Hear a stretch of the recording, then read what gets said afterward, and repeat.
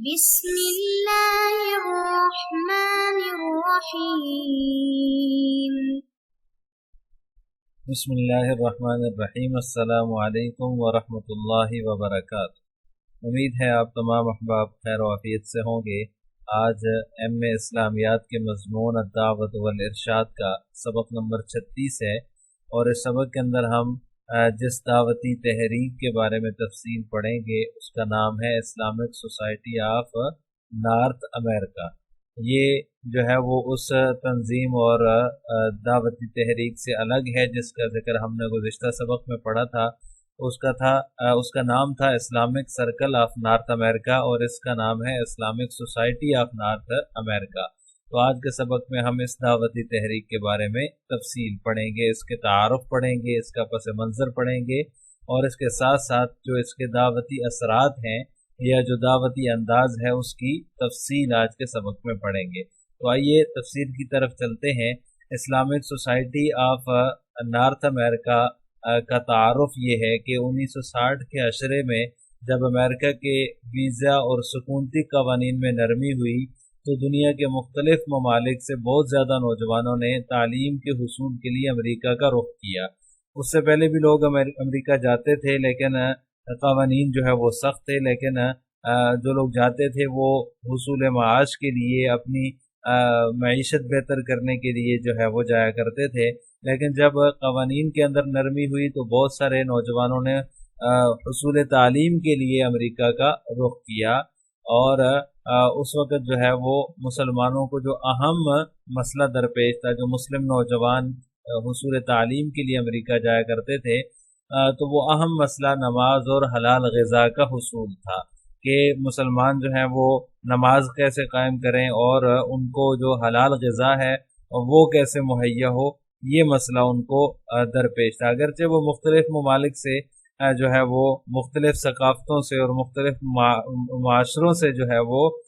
وہاں پر جمع ہوئے تھے، لیکن مشترک امور کی وجہ سے جو ہے وہ ایک دوسرے کے قریب ہوئے، ایک دوسرے کے ساتھ جو ہے وہ ان کا اٹھنا بیٹھنا ہوا۔ تو جو ہے وہ ان نوجوانوں نے پھر اسی وجہ سے 1963 کے اندر ایم ایس اے کا قیام عمل میں لانے کے لیے اجلاس کیا۔ وہاں اجلاس ہوا، مسلم اسٹوڈنٹ فیڈریشن کے نام سے، مسلم اسٹوڈنٹ ایسوسی ایشن کے نام سے انہوں نے ایک تنظیم قائم کرنے کے لیے اجلاس کیا۔ تو اس میں ان نوجوان طلباء نے بھی شرکت کی۔ یہ جو اجلاس ہوا ایم ایس اے کا، اس میں نوجوان طلباء جو حصول تعلیم کے لیے امریکہ گئے ہوئے تھے انہوں نے بھی اس میں شرکت کی۔ ان کے پیش نظر 3 مقاصد تھے۔ پہلا مقصد یہ تھا کہ نماز جمعہ کا انتظام ہونا چاہیے، اور دوسرا مقصد یہ تھا کہ حلال غذا کا انتظام ہونا چاہیے، اور تیسرا مقصد یہ تھا کہ غیر مسلموں کو دعوت دین دی جائے، ان تک بھی جو ہے وہ یہ پاکیزہ دین پہنچایا جائے۔ تو ان نوجوانوں نے پھر جو ہے وہ مختلف یونیورسٹیوں کے طلباء نے جب ایم ایس اے کے قیام کا فیصلہ کیا، جو حصول تعلیم کے لیے امریکہ گئے ہوئے تھے، مختلف یونیورسٹیوں کے اندر زیر تعلیم تھے، انہوں نے 1965 کے اندر ایم ایس اے کے قیام کا فیصلہ کیا۔ اسی موقع پر انہوں نے کمیٹی بنائی، اجلاس ہوا، کمیٹی بنی، دستور بنا، انتخابات کروائے، اور پھر اپنے تعلیمی اداروں کے اندر اس کی شاخیں قائم کرنے کی کوشش کی۔ اس تنظیم کے جو اہداف تھے وہ مندرجہ ذیل ہیں۔ مسلمان طلباء کو دینی تعلیم اور اس کے تقاضوں سے آگاہ کرنا، یہ بھی ان کا ایک ہدف تھا، تنظیم قائم کرنے کا ایک مقصد تھا۔ دین پر عمل کے سلسلے میں مسلمان طلباء کو معاونت فراہم کرنا، یہ بھی ان کا ایک ہدف تھا، اور اسی طرح جو ہے وہ تنظیم کی زیادہ سے زیادہ شاخیں قائم کرنا، یہ بھی ان کا ہدف تھا۔ تنظیم کے مرکزی دفتر اور شاخوں کے درمیان رابطہ، تعاون کا نظام قائم کرنا، یہ بھی ان نوجوان طلباء کا جو ہے وہ ایک مقصد تھا اس تنظیم کو قائم کرنے کا۔ اسی طرح اس وقت جو ہے وہ اسلامک سوسائٹی آف نارتھ امریکہ جو ہے یہ سرپرست ادارے کے طور پر کام کر رہی تھی۔ اس کے تحت جو ہے وہ مختلف ذیلی تنظیمیں کام کر رہی تھی۔ ایم ایس اے کو بھی ان نوجوانوں نے جو قائم کی تھی اس کو بھی اس کے ماتحت کر دیا گیا۔ گویا کہ جو نوجوان مسلمانوں نے ایک مسلم اسٹوڈنٹ ایسوسی ایشن قائم کی تھی، اس کو اسلامک سوسائٹی آف نارتھ امریکہ کے ماتحت کر دیا گیا، یعنی کہ ایک سرپرست ادارہ موجود تھا، تو یہ جو ذیلی تنظیم یا ذیلی ادارہ انہوں نے قائم کیا اس کو اس کے ماتحت کر دیا تاکہ جو ہے وہ مقاصد کے حصول میں آسانی ہو، اور پھر اس کے لیے جو ہے وہ انتخابات ہوئے، اہداف متعین کیے گئے، اور جو ہے وہ صدر چنا گیا اپنے انہی میں سے ایک شخص کو، اور پھر اس کے بعد جو ہے اس کی تنظیم کی شاخیں قائم کرنے کے لیے تگودو شروع کر دی گئی۔ اس تنظیم یا اس دعوتی تحریک کے جو دعوتی اثرات ہیں وہ جو ہے وہ اس طرح سے ہیں کہ ایم ایس اے سے جو متعلق پاکستانی، انڈین یا بنگلہ دیش کے طلباء تھے، انہوں نے پھر اس میں سے اپنی ایک تنظیم اسلامک سرکل آف نارتھ امریکہ کے نام سے قائم کر لی، ایک نئی تنظیم بنا لی، جس کی تفصیل ہم نے گزشتہ اسباق میں پڑھی ہے۔ اسلامک سرکل آف نارتھ امریکہ کی یہ اسی میں سے نکلی ہوئی ایک تنظیم ہے۔ یہ گویا کہ اسلامک سوسائٹی آف نارتھ امریکہ جو ہے یہ ایک سرپرست تنظیم ہے، بڑی تنظیم ہے، جس کے ماتحت ایم ایس اے کو بھی جو ہے وہ ماتحت اس کے کیا گیا، اور پھر اس میں سے جو ایم ایس اے سے جڑے ہوئے جو پاکستانی، انڈین یا بنگلہ دیشی طلباء تھے، انہوں نے اپنی ایک نئی تنظیم بنائی جس کا نام تھا اسلامک سرکل آف نارتھ امریکہ۔ تو اس کے نام سے انہوں نے ایک نئی تنظیم قائم کر لی۔ اسلامک سوسائٹی آف امریکہ جو ہے یہ ایک مستقل تنظیم کے طور پر سرگرم عمل ہے، یہ ایک الگ مستقل تنظیم ہے، اور اسلامک سرکل آف نارتھ امریکہ یہ ایک الگ تنظیم ہے۔ اس کا مقصد ایک ایسی متحدہ اسلامی تنظیم جو مسلمانوں کے لیے بالخصوص اور پورے معاشرے کی بالعموم بہتری کے لیے سرگرم عمل ہے، اس کا یہ مقصد ہے۔ یعنی یہ جو اسلامک سوسائٹی آف نارتھ امریکہ ہے،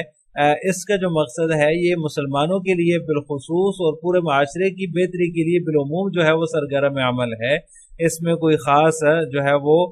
یہ نہیں کہ صرف مسلمانوں کے لیے ہی کام کرتی ہے۔ یہ مسلمان تنظیموں اور افراد پر مشتمل ایک ایسا ادارہ ہے جو اسلام کی دعوت، تعلیمات فراہم کرنے کے لیے مسلمانوں کی مدد، تعلیمی، معاشرتی اور فکری مسائل کے حل کے لیے ایک پلیٹ فارم ہے۔ گویا کہ ایک جو ہے وہ عمومی پلیٹ فارم ہے جس میں اسلام کی دعوت، اسلام کی تعلیمات جو ہے وہ فراہم کی جاتی ہیں، مسلمانوں کی مدد کی جاتی ہے، تعلیمی، معاشرتی اور فکری مسائل جو مسلمانوں کو وہاں درپیش ہوں ان کے لیے گویا کہ یہ ایک پلیٹ فارم ہے، اور اس کے تحت پھر اس کے مختلف ذیلی تنظیمیں ہیں جس میں مسلم اسٹوڈنٹ ایسوسی ایشن بھی آ جاتی ہے، جس میں مسلم کمیونٹیز ایسوسی ایشن بھی آ جاتی ہے، اسلامک میڈیکل ایسوسی ایشن بھی آ جاتی ہے، اور اسی طرح دیگر جو مسلمان انجینئرز یا سائنسٹسٹ کی جو تنظیمیں ہیں وہ بھی اسی کے ماتحت ہیں۔ مسلم یوتھ آف نارتھ امریکہ یہ بھی ہے، اسلامک جو ہے وہ اسلامک اسکول ان نارتھ امریکہ کی کونسل بھی انہی کے ماتحت ہے، اسی تنظیم کے ماتحت ہے۔ اسلامک سوسائٹی آف نارتھ امریکہ کے جو دعوتی کام ہیں یا جو دعوتی اثرات ہیں ان میں سے سب سے پہلا یہ ہے کہ ان کا ایک لیڈرشپ پروگرام ہے، لیڈرشپ ڈیولپمنٹ سینٹر ہے، جس میں جو ہے وہ ائمہ کرام جو امام ہیں ان کی دینی تعلیم کے لیے، ان کی تربیت کے لیے پروگرام منعقد کیے جاتے ہیں، ان کو معیاری تعلیم جو ہے وہ مہیا کرنے کے لیے، ان کے معیاری پیمانے کا تعین کرنے کے لیے، ان کے معیارات کے حصول کے لیے تربیتی پروگرام جو ہے وہ منعقد کیے جاتے ہیں۔ گویا کہ لیڈرشپ بنانے کے لیے انہوں نے ایک ادارہ قائم کر رکھا ہے۔ اسی طرح جو ہے وہ فقہی رہنمائی بھی اس کے دعوتی اثرات میں سے ہے، اس کے دعوتی انداز میں سے ہے کہ ایک خدمت اس کی ذاتی، عائلی، معاشرتی اور مذہبی معاملات میں شرعی رہنمائی کرنا بھی ہے۔ یہ بھی اس تنظیم کا ایک جو ہے وہ بڑا جو ہے وہ دعوتی کام ہے، جس میں یہ لوگوں کے ذاتی مسائل جو ہوتے ہیں، عائلی مسائل جو ہوتے ہیں، معاشرتی مسائل جو ہوتے ہیں، یا مذہبی معاملات جو ہوتے ہیں، اس میں لوگوں کی شرعی رہنمائی کی جاتی ہے۔ اسی طرح اس کے فلاحی امور بھی ہیں، معاشرتی اور فلاحی امور، جس میں یہ مختلف فلاحی امور سر انجام دیتے ہیں،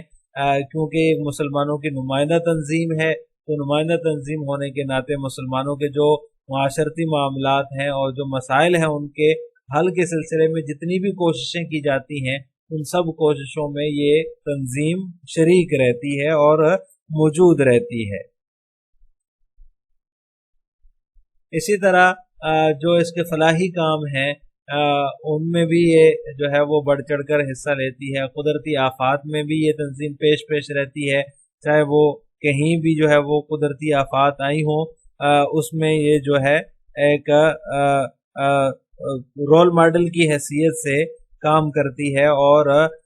جو ہے وہ ریلیف لوگوں تک زیادہ سے زیادہ پہنچانے کی کوشش کرتی ہے. قدرتی آفات کے اندر جو ہے یہ فوری ریلیف فراہم کرنے کے لیے انہوں نے انتظامات کر رکھے ہیں، جس میں جو ہے وہ سونامی ریلیف ہے، قطرینہ ریلیف ہے، اور اسی طرح ارتھ کوئک ریلیف وغیرہ جتنی بھی قدرتی آفات ہیں ان میں یہ پیش رہتی ہے. اس کے علاوہ اس کا ایک جو ہے وہ ڈومیسٹک وائلنس فورم بھی ہے، جو اس کے ماتحت ہی ایک ادارہ ہے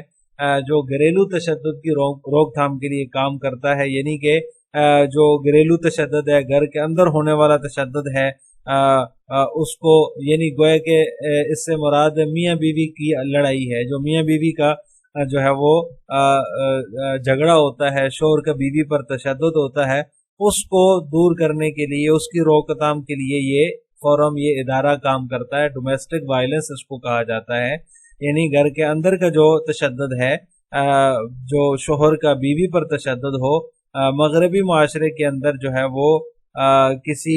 دوسرے شخص کو کسی طرح کا لباس پہننے سے منع کرنا اس کی شخصی آزادی میں مداخلت قرار دی جاتی ہے.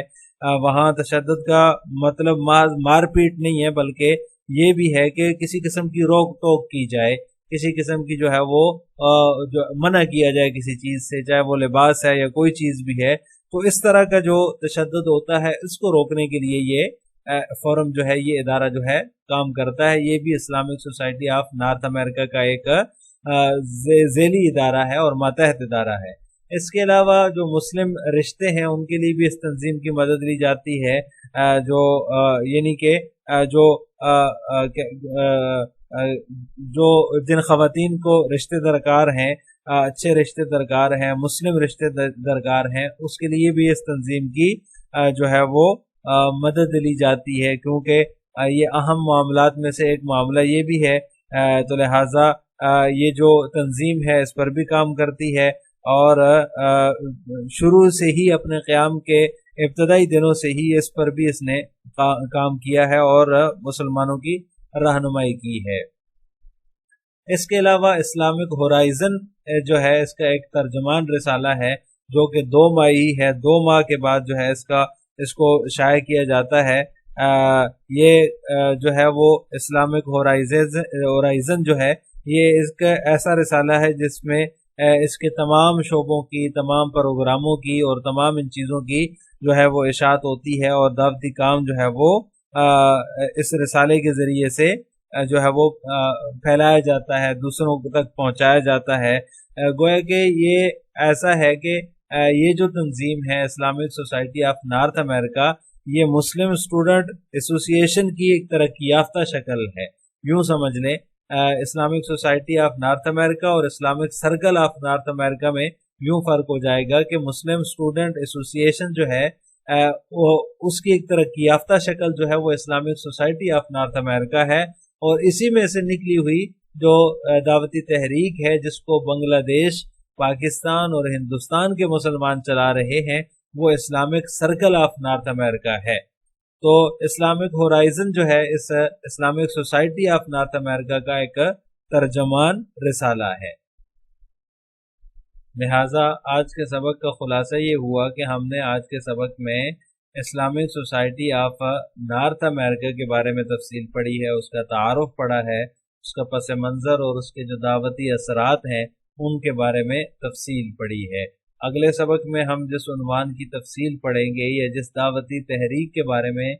تفصیل پڑھیں گے وہ الرسالہ ہے. الرسالہ دعوتی تحریک، جو کہ مولانا وحید الدین خان کی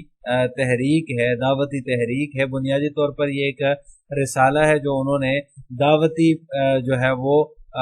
دعوت کے پیش نظر، دعوت دین کے پیش نظر جو ہے وہ شائع کیا، جاری کیا. اسی سے ان کی دعوتی فکر کا بھی اندازہ ہوتا ہے. تو اگلے سبق میں ہم مولانا وحید الدین خان کے احوال اور ان کی جو دعوتی فکر ہے اس کی تفصیل پڑھیں گے. السلام علیکم ورحمۃ اللہ وبرکاتہ.